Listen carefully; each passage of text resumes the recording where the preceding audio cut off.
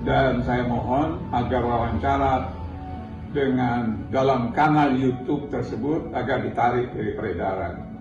Kita harus mulai dari satu kenyataan pahit. Permintaan maaf, Sofyan Effendi datang terlambat. Terlalu terlambat. Dan lebih dari itu, permintaan maaf itu tidak menyelesaikan apapun. Yang sudah terlanjur dibakar, tidak bisa dimatikan hanya dengan siraman kata maaf. Yang sudah rusak citranya, tidak bisa dipoles ulang seolah tak pernah retak. Ini bukan soal egomu, Profesor Sofyan.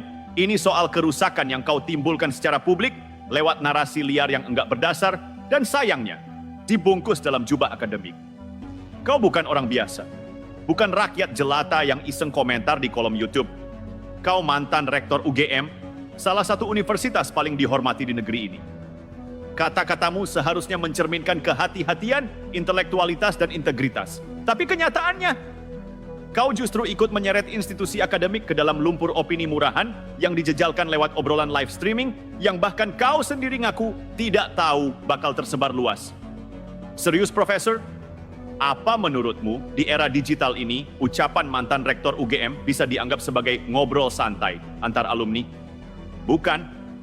Begitu bicara dan bicaramu soal ijazah mantan Presiden Jokowi, maka itu bukan lagi perbincangan internal. Itu bom opini yang langsung meledak di ruang publik. Dan ledakannya besar. Mengapa? Karena yang kau sasar adalah legitimasi akademik seorang kepala negara, mantan presiden yang telah memimpin Indonesia 2 periode. Pernyataanmu tanpa data resmi, tanpa dasar yang jelas, justru melawan fakta hukum dan administrasi yang sudah dikeluarkan langsung oleh pihak UGM. UGM sendiri, lewat rektor resmi, Profesor Dr. Ova Emilia, sudah menyatakan dengan tegas, Jokowi adalah alumni sah, ijazahnya asli, datanya lengkap. Tapi kau datang membawa narasi tandingan seolah punya versi dalam yang lebih valid, padahal tak lebih dari opini sepihak. Ini yang membuat kerusakan itu makin membesar. Apa yang kau sebut sebagai tanggapan pribadi justru dimanfaatkan habis-habisan oleh lawan-lawan politik Jokowi. Mereka seolah dapat peluru emas.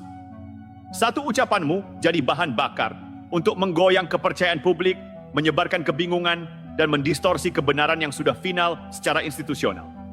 Lalu ketika tekanan datang dari kanan-kiri, keluarga mulai gelisah, pimpinan UGM mulai geleng-geleng, baru kau tarik ucapanmu.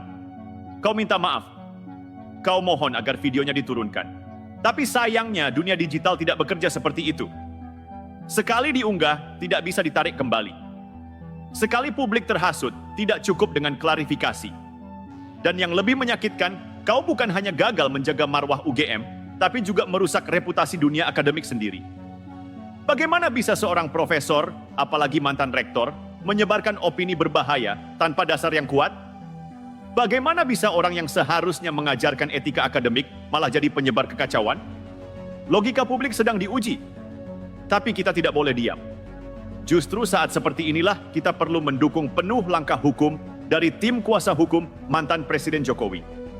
Karena ini bukan soal balas dendam, ini soal prinsip.